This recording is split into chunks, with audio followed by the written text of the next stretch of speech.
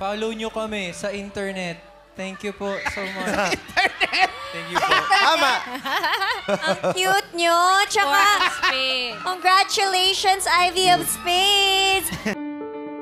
Viral ngayon ang aktres at Showtime host na si Kim Chiu matapos magkamali sa pagbigkas ng pangalan ng Filipino rock band na Four of Spades. Nangyari ito sa programang It's Showtime kung saan kamakailan lang ay nag-guest ang nasabing banda para i-perform ang bago nilang kanta na pinamagatang Aura. Dito ay napag-usapan nila ang song na ito at nagkaroon din ng kulitan. Hindi lang ito basta bagong kanta dahil comeback song ito ng naturang rock band, kaya naman binati sila ni Kim. Ayon sa naturang host, congratulations Ivy of Spades. Bagay na agad kumalat sa internet dahil mali ang pagkakabigas niya sa pangalan nila. Panoorin nito. Mula sa Madlang People in 1, 2, 3, go! What's up, Madlang people! Sabi. Yung kantang Aura, about siya sa hope, about siya sa pagiging grateful naming apat. So, yun siya. Alam mo, makikinig ka talaga sa sasabihin niya, no? Yung mapapaganyan ka talaga. Ano daw sabi niya? Follow nyo kami sa internet. Thank you po so much. Internet! Thank you po. Tama. Ang cute nyo. Tsaka, congratulations, Ivy of Spades. Ang cute nyo. Tsaka, congratulations, Ivy of Spades. Ang cute nyo. Tsaka, congratulations, Ivy of Spades. Palakpakan natin sila at syempre makakasama pa natin sila online with our SoU squad, Eris, AC, Anthony, Zaya, and Wise. At Dahil sa pagkakamaling ito ni Kim, naging katatawanan ito sa social media at tila nakahanap muli ng butas ang ibang netizens para mapagsabihan siya sa pangyayaring ito. Ayon sa iba, tila hindi napansin ni Kim na Roman numeral ang letter IV na ito sa pangalan ng banda, bagay na pinag-aaralan sa eskwelahan. Dagdag pa nila, bilang host ay responsibilidad niyang alamin ang tamang pagbigkas na pangalan ng kanilang guest.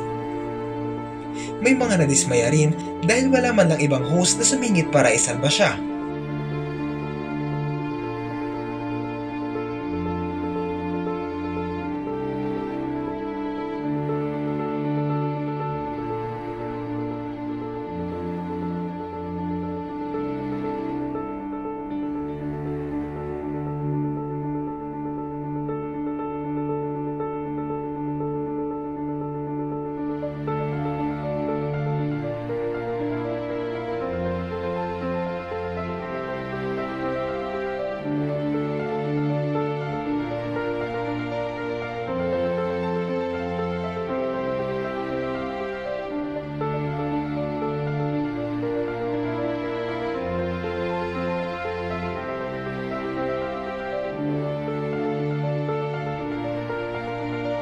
Hindi napigilang sumagot ni Kim sa kumakalat na video na ito sa social media at sinabing honest mistake ang nangyari dahil hindi niya talaga kilala ang bandang ito.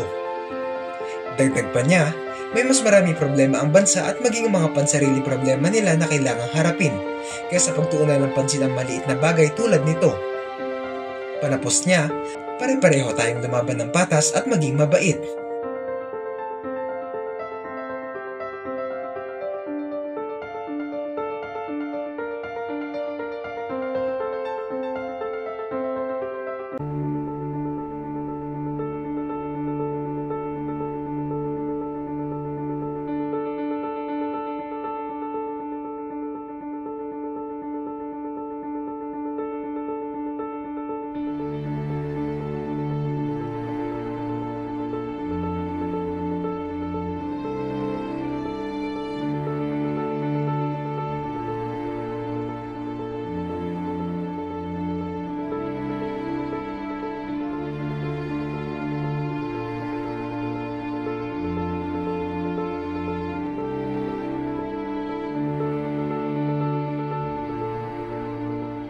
Ano ang masasabi niyo rito?